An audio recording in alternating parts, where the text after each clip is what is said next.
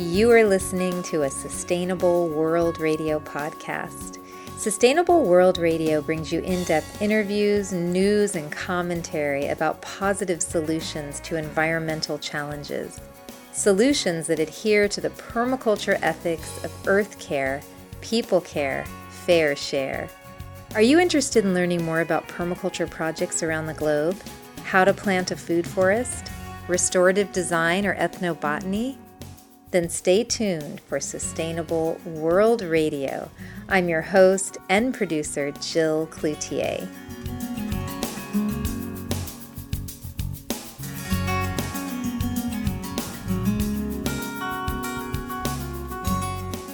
My guest today is Terry DeSilke, co-owner of Ocean Harvest Sea Vegetable Company. For over 15 years, Terry has been harvesting gourmet quality seaweed from the pristine Mendocino coast. Today we'll be talking about this delicious and mineral-rich superfood that comes from the sea. Welcome, Terry. Thank you.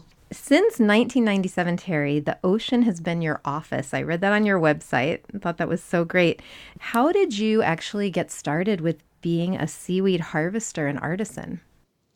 When I moved to Mendocino County in 1997, I decided to take a break from teaching. And when you live in a rural area, you do little odd jobs for little bits of money here and there.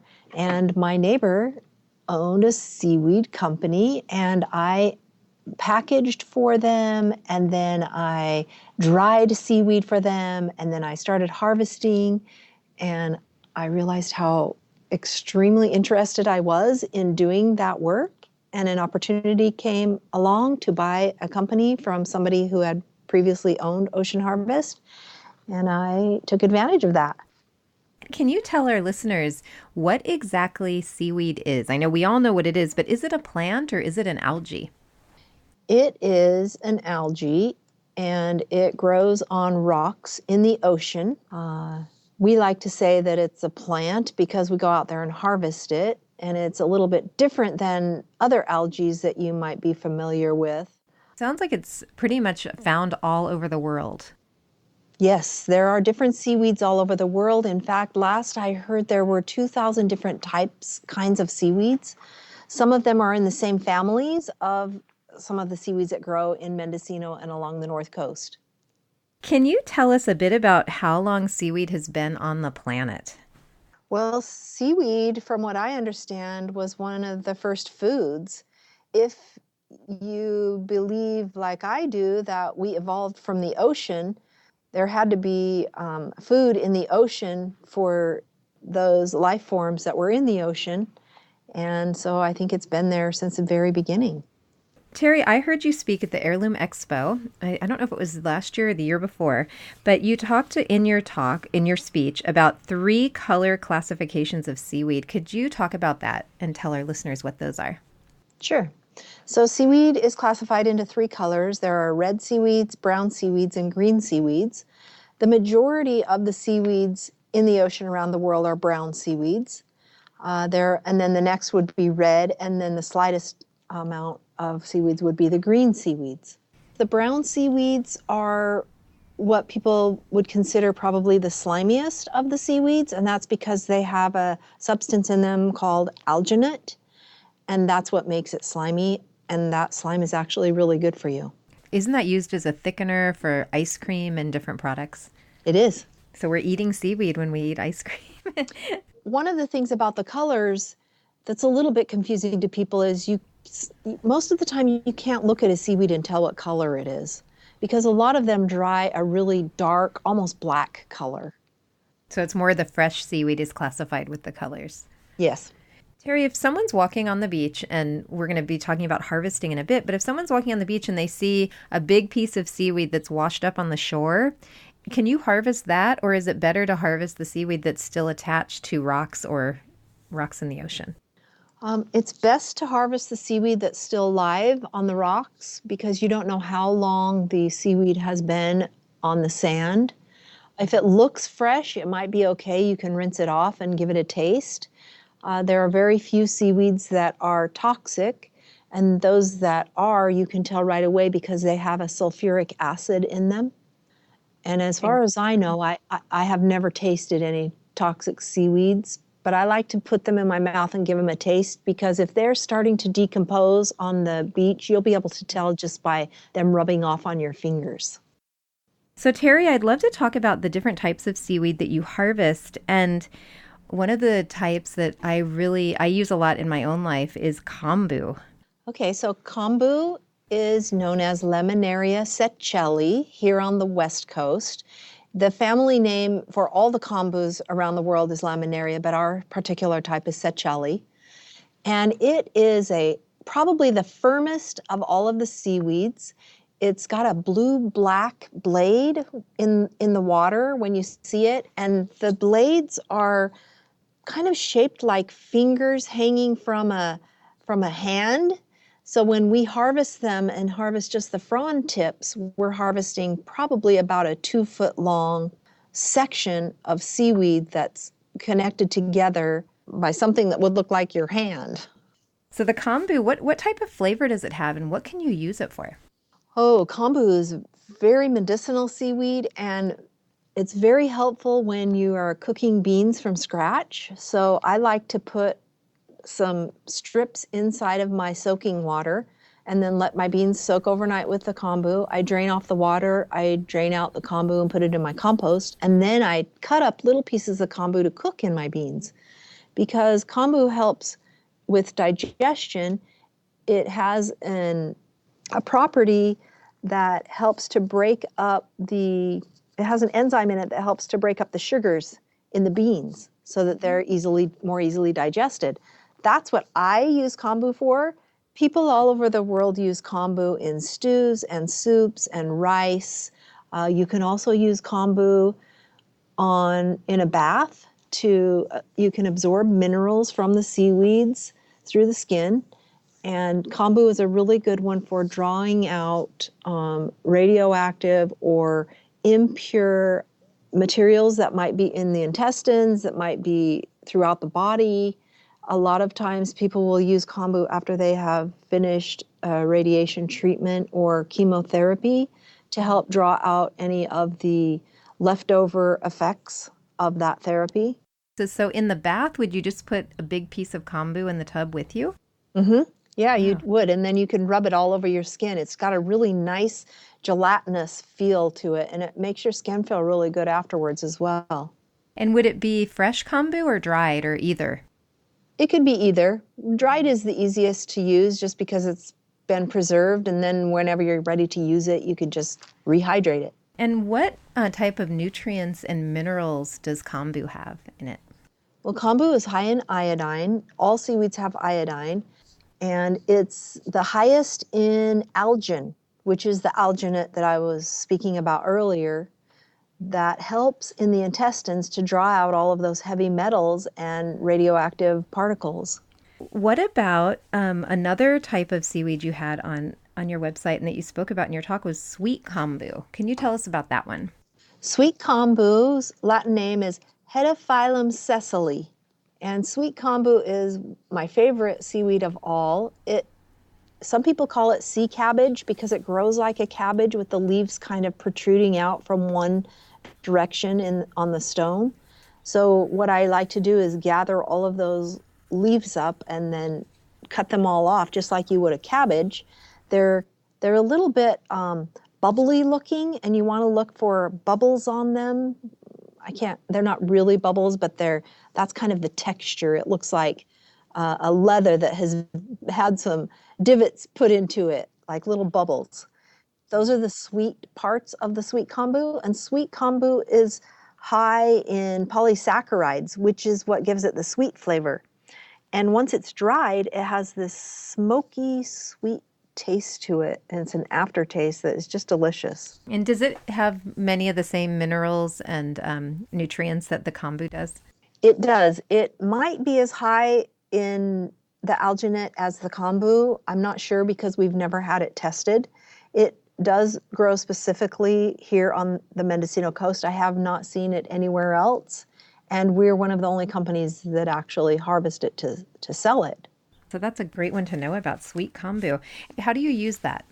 I use it the same way I use kombu. And I also like to just eat it right out of the bag. I try to dry my seaweeds dry enough so that they're crisp and they're easy to chew, because that's the one thing about seaweed. It's a little difficult when you've never had seaweed to know how to eat it. So if it's easy enough to just eat right out of the bag, then a lot of people will choose to eat it more often. And I think in your talk that I saw at the Heirloom Expo, you mentioned how seaweed can be hard to digest unless we have the probiotics necessary to help us digest seaweed. Can you explain that to listeners? Well, you do need to develop in the gut the bacteria in order to be able to digest the seaweed. And that might take a few times of eating the seaweed. The seaweed also is made up of fiber. Insoluble fiber is the majority part of the seaweed. So for everybody, that's going to come through as fiber. The minerals ride on the seaweed. It's a carrier for all of those trace minerals that you're getting into your body. So you're still going to get the minerals, but you're not going to digest it as well. And really, because it's an insoluble fiber, it goes right through the body. What type of probiotics would people want to? Is it just in general, like eat more yogurt or kefir? It would just be trying seaweed a few different times. Oh, okay. So it's actually the probiotics that come with the seaweed. Okay, that makes sense. Good to know. So can you tell us a bit about I think it's ocean ribbons? Ocean ribbons are another Ocean Harvest exclusive. We are the only ones that I know of that sell it and harvest it. The Latin name is Lesionopsis littoralis. It is like a little mini kombu. And this year, because of changes in the ocean, it's one of the seaweeds that overwinters, and the holdfast actually stays on the rocks for years, up to 17, 18 years it's been known to stay on one holdfast. Wow. This year the holdfasts were still in the ocean, but they didn't have any new growth. So we were not able to harvest any ocean ribbons this year. And we are thinking that it was because of the warmth of the ocean waters that the nutrient upwelling didn't happen as efficiently as it usually does here on the Mendocino coast. And we just didn't harvest any. All the other seaweeds were a little more sparse, but we were able to harvest everything else except the ocean ribbons. And the ocean ribbons don't have as much algae in it as the kombu, but they do look like a mini kombu, and I like to use them in place of noodles sometimes. They're kind of like what kind of noodle? Like a fettuccine noodle.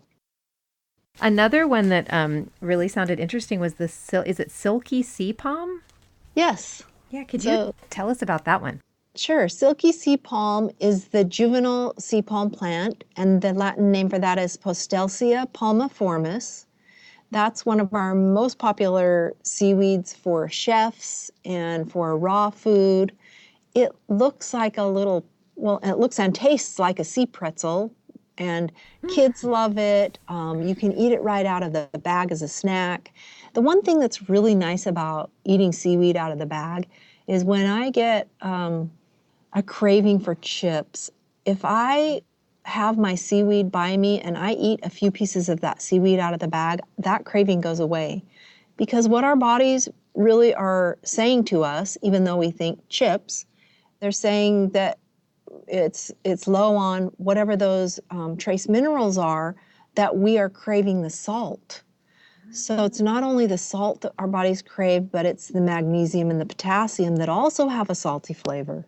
And so that's a great healthy snack to replace those It is addictive and chips. I also like to, I boil my brown rice pasta noodles, and then during the last 5 minutes of that cooking, I throw in a couple of handfuls of the Silky See Palm and make it into a noodle dish. It's really delicious, and I get requests for potlucks all the time. Please bring the spicy sea palm salad. That's so cool. And does Silky Sea Palm, and then I know there's also sea palm, which is, I guess, the more mature of the sea palms.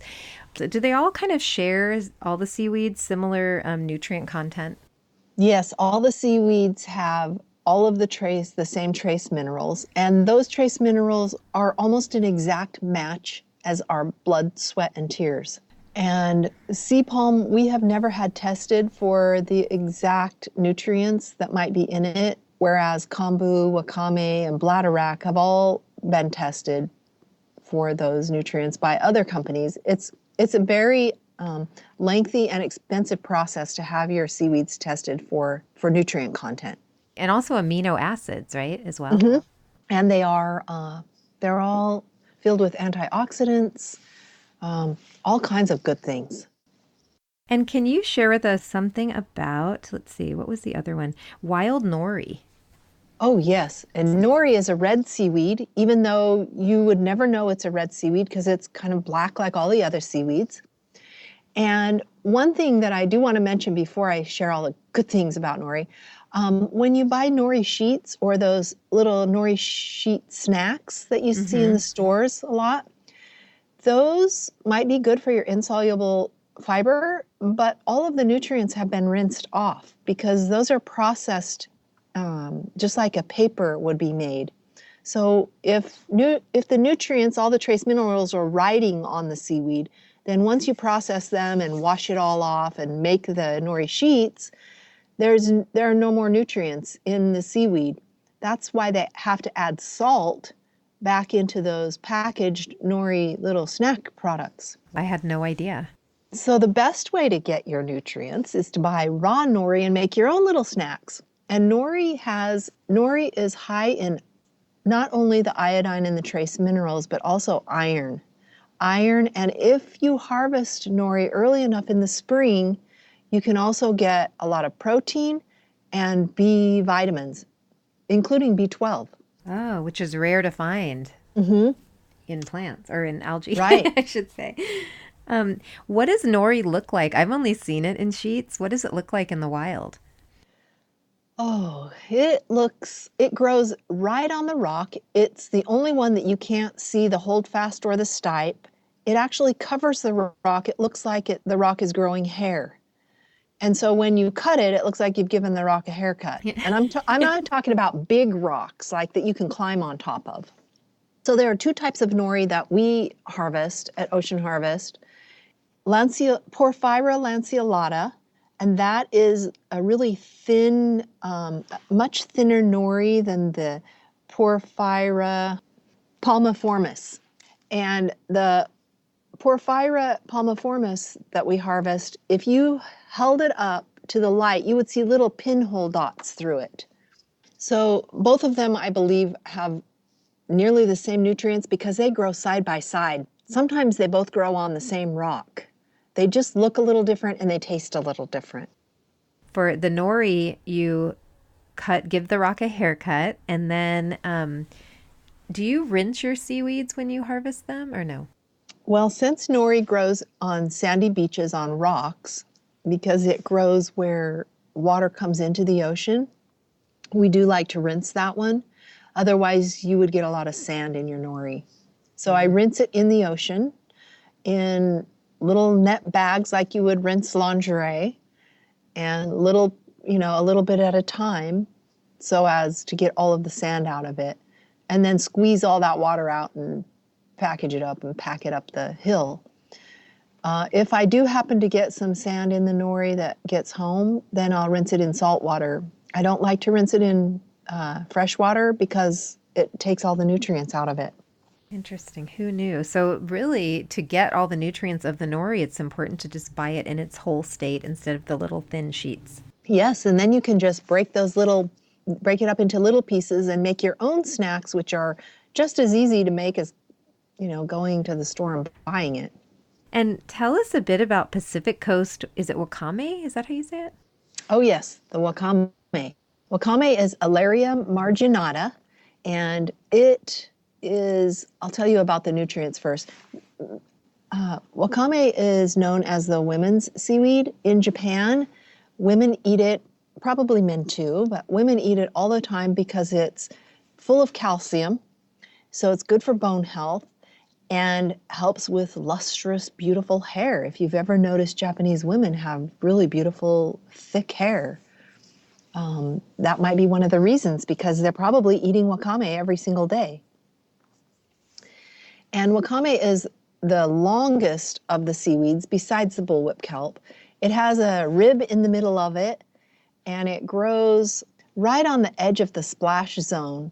And so when we harvest it, we cut it, and then we have to wrap it around our arm to be able to get it into the bag, because it can grow up to 20 feet long. Oh my God, wow.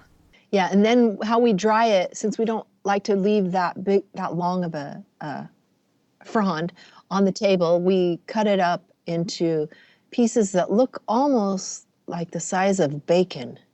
So when we're laying it out, it just looks like a whole bunch of pieces of bacon laying out on our net tables. It's so interesting because they're all so different. What about, is ficus how you say that one? Fucus? Fucus. Fucus. Can you tell us about fucus? Sure. Fucus is also called bladderwrack, Fucus gardneri. So when we say fucus, that would be the common name. And we like to harvest just the tips of the fucus, because that's where all the nutrients are. And it actually oozes out some of the alginate in it.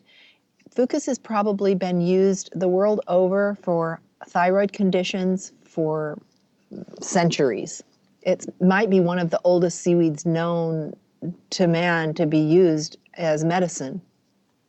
And I like to eat it raw, because when you eat it raw, it's almost like a vegan caviar. It tastes really good. It's nice when it's fresh. And then how we harvest it, we just harvest the tips, and then we put those out on the drying table. And I also like to sell it not only in the whole leaf, but I grind it up. So I use my Vitamix to grind it up into powder and then sell it in capsules, because that's how I happen to take my Fucus every day, is in capsules as part of my thyroid medication. And it helps regulate the thyroid, or what is it? What effect does it have? It does regulate the thyroid. It also probably has the most iodine of all of the seaweeds. So in an iodine poor country like we are, because we had to iodize our salt, it's much better to eat seaweed that has iodine in it than salt that has been iodized. And it's hard to get iodine, right, from food. Oh yeah, you can't get iodine from any plant foods. And I don't know that there is any in any animal foods either. So this is a great source. So that's good to know. And is Fucus, does it grow? So you said you cut the tips off. Is it a long plant? It's quite small. It's probably the size of your hand. So it would be like cutting the fingers. And one that seemed very fascinating to me was the Turkish towel. Could you tell our listeners about that one? Oh, sure. Turkish towel is also called Gigertina exasperata. It's one of the only seaweeds that I don't eat. I like to use it as in place of a loofah sponge, because it doesn't grow any mold or bacteria on it if you dry it out in between uses. If you don't dry it out in between uses, then your bathroom would smell like the ocean. So you get it wet, and then you can just scrub it on your body. It looks like a cat's tongue. It is one of the seaweeds that stays red all the time. Even when it's dry, it's red. And it's probably about the size of your hand from your wrist to the end of your fingertips.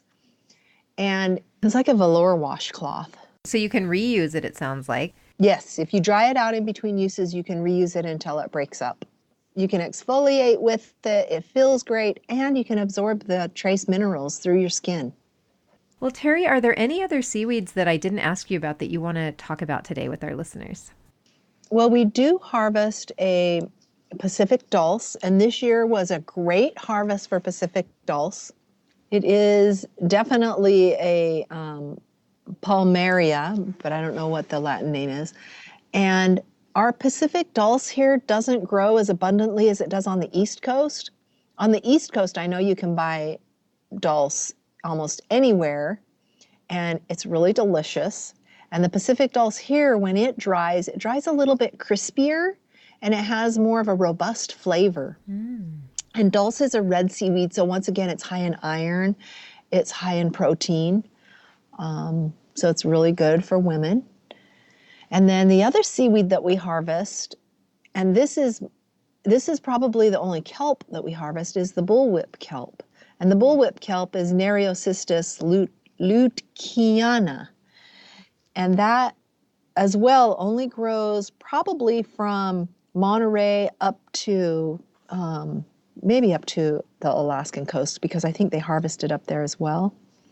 And it grows out in the ocean. It doesn't grow on the rocks at low tide. So it takes quite a maneuvering to be able to harvest it.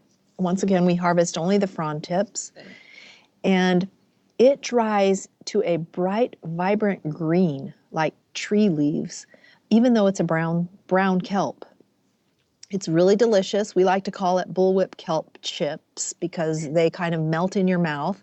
It's probably the saltiest tasting of all of the seaweeds, and I think, once again, that's because it is a kelp and because the fiber of the kelp is so thin once it's dried that you're left with just a real abundance of minerals on there.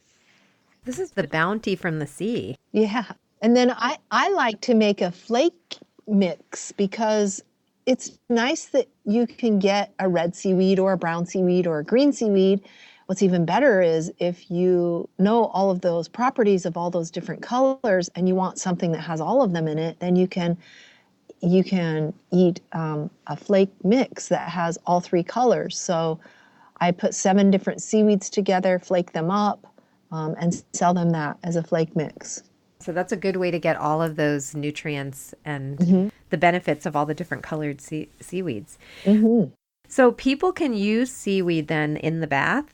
They can eat it. And I think it's also commonly used as a plant amendment or compost tea as well.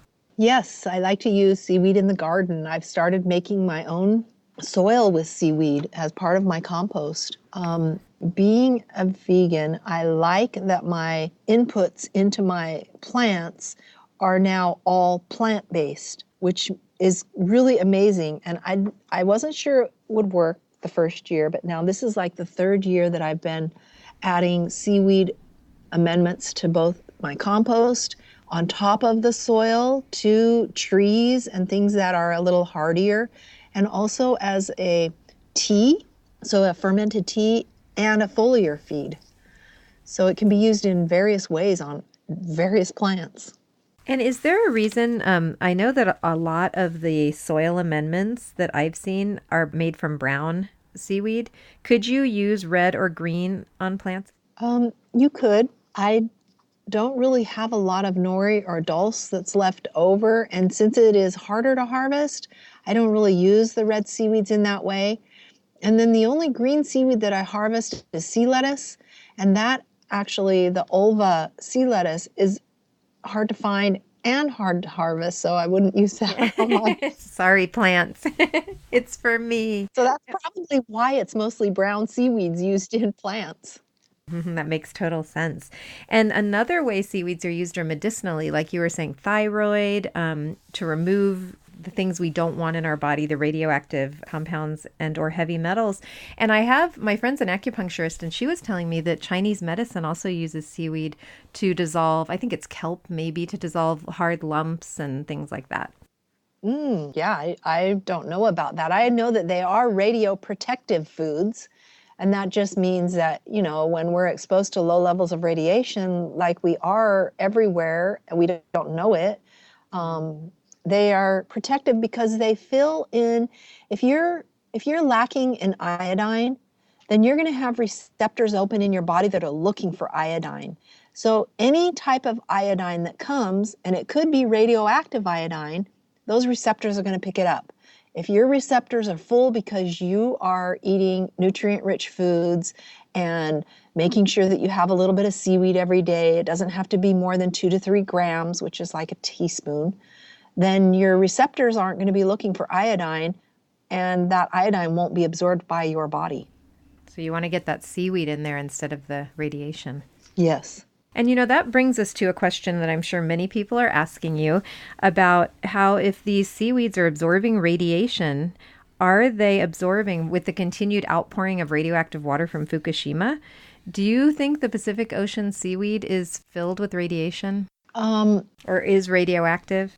Since 2011, when the Fukushima accident happened, we've been testing our seaweed at an independent food lab called EMSL on the East Coast, and we have not found any radioactive isotopes in the seaweed since that time. We test in the spring our first harvest, and then we test our last harvest so that we know that we have a base between that time period that we had radiation-free seaweed. And so far we haven't found any radioactive isotopes. That's a relief. Yeah. And, we don't want to be out there in the ocean if there is radiation, and we also don't want to sell seaweed to people if it's not good. Mm-hmm. Well, that's great you're testing. Yeah, we do it not only for everybody we sell to, but for ourselves. Have peace of mind at night. And to know that we're out there in the ocean, for half of the year, that would be absorbing a lot of radiation if it were really in the water. I loved how you described the harvesting process. So you don't sleep in when you go to harvest seaweed. Can you tell our listeners how you harvest? Well, the moon has a big pull on the ocean tides. So in the summer and the late spring, the low tides, which are negative tides, which we call negative tides, are based upon the new moon and the full moon. So for about 5 days, each moon cycle, each new moon and each full moon, the negative tides come in early in the morning, like at sunrise. And since sunrise starts about probably 6, maybe in April, and then it gets closer to 5:30 in May, and it takes me about 50 minutes to get out to a site. I have to get up from my house, usually between 4 and 4:30. Dawn patrol. Yeah. Drive to the place, then hike out there, sometimes with a headlamp, because it's still dark, just to be able to get the low tide. And it's really important up here along the North Coast because our ocean is a little raucous sometimes. Sometimes we have mixed swells, which means you can't count when the wave is going to come because they come every 3 seconds. And sometimes the waves are really big, even though it's a low or negative tide. So I always harvest with somebody else. I always try to harvest when it's a low tide and then harvest quickly so that we can get as much seaweed as possible during that short amount of time, which is usually an hour, maybe sometimes 2 hours if you're lucky. And sometimes we go in with 200 pounds of wet seaweed that we bring in backpacks. Sometimes we have only 90 pounds. It depends on the type. Some of the seaweeds weigh a little bit more than others. And are you in the water while you're doing this? We're right on the edge. So yeah, we get splashed. Sometimes we do get in the water, but not very far. Because then we wouldn't be able to see underneath the water to be able to cut the seaweed with our harvest knives. And then one thing that you made very clear was that you ethically harvest the seaweed, and so you don't disrupt its reproductive cycle. Could you tell us about this? Sure. All of the seaweeds have 3 parts to them. There's the holdfast, which is a little bit like the roots of a plant, although roots of a plant absorb nutrients and the holdfast only holds the seaweed fast onto the rock. And then there's the stipe, which is a little bit like a stem. The nutrients do pass through the stipe just like they would through a stem, and it holds the plant up. And then there are the frond tips, which are kind of like lettuce leaves. And the frond tips are what we harvest because those grow back. If you're harvesting stipes, you're not going to have seaweeds grow back the next year. If you harvest holdfasts, the same thing happens. And plus, I can't even imagine harvesting a holdfast. If you've ever seen seaweed growing on a rock, it's almost like it was put there by super glue. And it has to be really strong to be able to absorb all the shock of the waves. So we only harvest the frond tips, and we don't harvest everything in a patch of seaweed. Seaweed usually grows in specific places along the coast, and it grows in abundance in those places. So, for example, we might harvest 20% of a spot and then leave it, if it's sea palm, If it's Silky Sea Palm, we'll harvest that. And then we might come back later in the season and harvest sea palm from that same spot. And then we notice that all of the sea palm that we harvested before has thrown off all of these spores and grown all new baby sea palm plants because we cut the frond tips, which release the spores into the ocean, and then those grow new seaweeds. So it's almost like fruit. When you pick fruit from a tree, sometimes you'll have a better... Right. Yeah, I think it wants us to harvest it because all of the places that we've harvested over the years, they all grow back. And sometimes they even grow back more. So you're down there. I assume you're in a are you in a wetsuit? Mm-hmm. Yeah. So you're in your wetsuit. You're packing up all the seaweed. You bring it back up to your car. And then what happens next? So I bring it back up in a backpack or a wheelbarrow, drive it to my home where I dry it on great big net tables. So we made these racks on top of these frames that are made out of nylon, like a mesh. And we lay the seaweed out. It takes all day to dry. Usually we turn it 2 or 3 times during the day. It probably takes a couple of hours just to lay it out on the racks. For specific seaweeds, it takes even longer, like the bullwhip kelp. We like to lay it out piece by piece so none of them are touching. And that's how we get the vibrant green color to it. And then we gather all of that seaweed up at the end of the sun, which is usually about 3 or 4 in the afternoon, and wrap it in sheets, and they look like mummy bags. And then we store those in the seaweed shed until the next day, and then lay those sheets out on racks to let it dry for a second day. So all of our seaweeds at Ocean Harvest are sun-dried, most of them for 2 days. And then we package it up, and then we're able to store it, and it stays relatively moisture-free for at least a year. And so you're using the sun, which is great. You're using solar energy to dry your seaweed.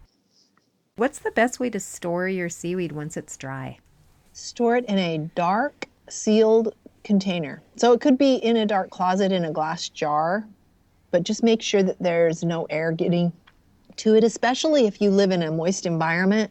The seaweed wants the water back in it. It does everything it can to try to get rehydrated. So if you leave it out on a counter, it's going to get floppy and not be crispy anymore. But you can also put it back out in the sun and dry it right back up as long as you keep it out of the moisture. And how long does it last in storage? Oh, goodness. Seaweed can last a really long time. Since the minerals are still on there, they're not disappearing anywhere, and you're keeping it, pretty airtight, it can last for a long time. I would say that the sea palm probably lasts the shortest amount of time, the sea palm and the bullwhip kelp, mostly because they're the most delicate. And you can smell it too. If you smell the seaweed and it just smells a little bit off, it might not be as good. Maybe you can put it in your compost. But if it smells okay, and I mean okay like it smells like the ocean. Some people don't like the smell of the ocean. They say it smells fishy. Well, seaweed smells a little bit fishy sometimes. Okay, so you have your seaweed in the jar, unless you ordered sprinkles from you, and it's this hard, chewy thing. And we talked a bit about this in the beginning. What's a good way to prepare or use your seaweed if you're going to eat it? Well, it depends on the kind of seaweed, but you can rehydrate seaweed and then use it in any type of cooking that you do. I put it in stir fries. I like to add a little bit into my rice. You can put it with noodles. You can also take the nori and make it into little pieces, put it into some coconut oil in a cast iron skillet, a little bit of coconut oil, doesn't take very much, and fry it up really quick and make coco noritos, which are really good snacks in the place of some of the seaweed snacks that are made out of nori sheets. Oh, fun. And you had a recipe too for kombu kisses. Oh, yeah. We were curious about making a sweet seaweed. We thought, well, let's try putting some chocolate on seaweed. Well, that didn't work because anything that gets wet on seaweed makes it moist, so it's harder to eat. So instead, we decided to create little tiny pieces of kombu that we rehydrated just a little bit and then dried them off so that they weren't really wet. And then we dipped those in maple syrup And then we rolled those in crushed up pistachios and then put them in the oven on low, really low, just warm, and let them get hard again. And they're sweet and savory, and they have that umami because they're seaweed. So they had all of the tastes in them. Ooh, yum, yum, yum. In case someone is wondering, like they have seaweed they bought from the store, is all the seaweed that we see in large grocery stores, is that all pretty equal quality? Are some seaweed, not of good quality? I wouldn't say they're not of good quality. I would say that if you don't know who harvested your seaweed and you're not exactly sure where it came from, it just says China, I would be a little concerned because you don't know the quality of it. You don't know where it came from. You don't know if they tested it for radiation. So if you know who harvested your seaweed, you're probably a lot better off. Do you know if there's anyone farming seaweed? Is that possible? I have heard that they are starting to farm seaweed, and they actually do farm a lot of the nori that you see for the nori sheets. A lot of that is farmed on lines in the ocean that they raise them up, they cut the nori, they put it back in. They're also farming some on the East Coast, but I haven't heard of any here locally. Interesting. So if you could share with listeners, if they want to find you online, learn more, contact you, what's the best way to find you online? So I have 2 contacts online. You can find all of our products and a description of everything on seaweedmermaid.com. That's all one word. Or you could email me at ohveggies, OHVEGGIES @pacific.net. Perfect. So Terry, you also hold a Seaweed Safari. Could you tell our listeners about that? Sure. I choose one day out of the harvesting cycle in the summer, usually on the weekend because most people can make it on a Saturday or Sunday. And then I have people sign up to come out and harvest, and they get to go out to one of my easier harvest spots to get to and harvest 6 or 7 different types of seaweed. And each person can harvest up to 10 pounds of wet per day without a license, except for the sea palm. And then I show people how they can dry it when they get home, and they put their seaweed on ice and they drive home and they dry their seaweed, and then you've got all of your own varieties of seaweed for the year. That sounds so fun. And so is information on that, about that on your website? It is. There are some pictures from previous seaweed safaris, and if people just email me, I can put them on the list for next year. I don't know when that's going to happen yet because I don't have a tide book yet. And what do you like most about working with seaweed? I am a forager, so I like that I can gather food, wild food, and be able to either sell it to people. I gift a lot of it to the tribal folks who live up here in Mendocino County. And I just like foraging, so it's part of my lifestyle.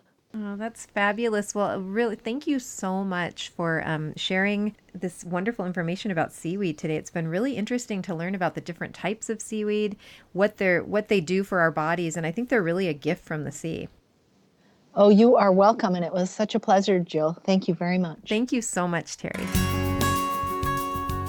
You've been listening to a Sustainable World Radio podcast.